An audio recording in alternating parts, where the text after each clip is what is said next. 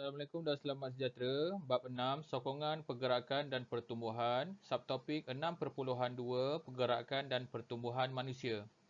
Terdapat 4 perkara yang perlu kamu ketahui dalam subtopik ini, iaitu yang pertama, menerangkan fungsi sendi dan otot dalam pergerakan.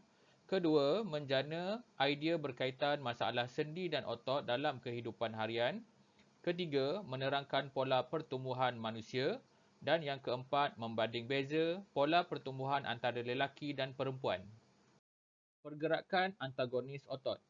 Sistem rangka dan sistem otot membolehkan manusia melakukan pergerakan seperti berjalan, melompat, berlari dan berenang. Otot berantagonis membawa maksud setiap pasangan otot akan bertindak secara berlawanan apabila satu otot mengendur, manakala satu lagi otot akan mengecut. Sebagai contoh, apabila membengkokkan tangan, otot bicep dan tricep akan bertindak secara berlawanan, iaitu apabila otot bicep mengecut, manakala otot tricep akan mengendur. Dan sebaliknya apabila kita meluruskan tangan. Sendi ialah tempat pertemuan antara dua atau lebih tulang.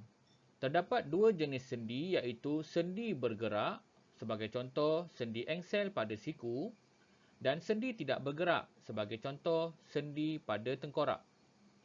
Terdapat komponen lain yang terdapat di bahagian sendi manusia, iaitu ligamen.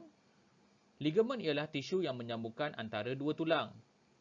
Tendon. Tendon ialah tisu yang menyambungkan antara bahagian otot dan bahagian tulang.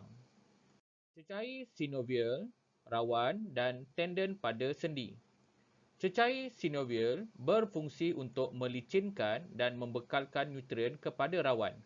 Cecair sinovial juga bertindak sebagai pelincir di dalam sendi. Rawan. Rawan atau tulang rawan bertindak sebagai kusyen dan pelindung terhadap sendi. Rawan juga berfungsi untuk mengurangkan geseran. Tendon ialah tisu penghubung yang menyambungkan otot kepada tulang.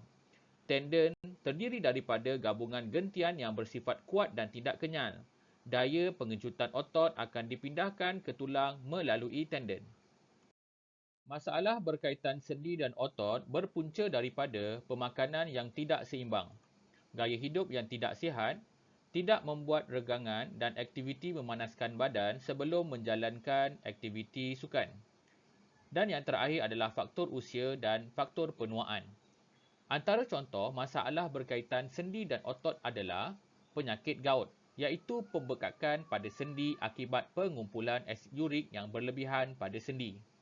Kedua adalah kekejangan otot, iaitu pengecutan otot yang menyakitkan secara tiba-tiba. Dan yang terakhir adalah artritis, iaitu pembengkakan sendi akibat bahagian rawan yang telah rosak. Antara langkah yang boleh kita ambil bagi mencegah kecederaan sendi dan otot ialah memanaskan badan atau membuat regangan sebelum melakukan sebarang aktiviti sukan. Kedua, bersenam secara kerap.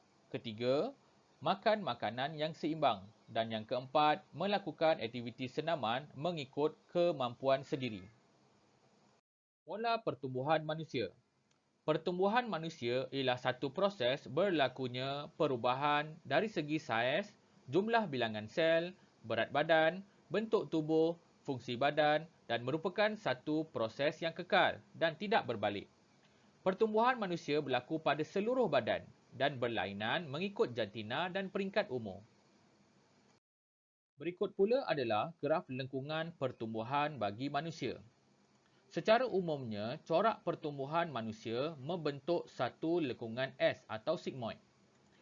Kadar pertumbuhan manusia adalah cepat pada dua peringkat, iaitu peringkat bayi dan peringkat remaja. Pertumbuhan akan berhenti apabila mencapai kematangan, iaitu peringkat dewasa. Dan pertumbuhan manusia akan mengalami pertumbuhan negatif apabila di peringkat tua. Dan yang terakhir adalah perbezaan pola pertumbuhan antara lelaki dan perempuan. Pada peringkat bayi sehingga peringkat awal kanak-kanak, lelaki dan perempuan membesar pada kadar yang sama. Pada peringkat kedua, lelaki akan membesar dengan lebih cepat sedikit daripada perempuan, iaitu bermula pada umur 4 tahun sehingga 12 tahun. Perempuan akan mengalami akil baligh dengan lebih cepat berbanding lelaki, iaitu di antara umur 12 tahun sehingga 14 tahun. Pada peringkat ini, perempuan membesar lebih cepat daripada lelaki. Selepas umur 14 tahun, lelaki akan mengalami pertumbuhan yang lebih pesat berbanding perempuan.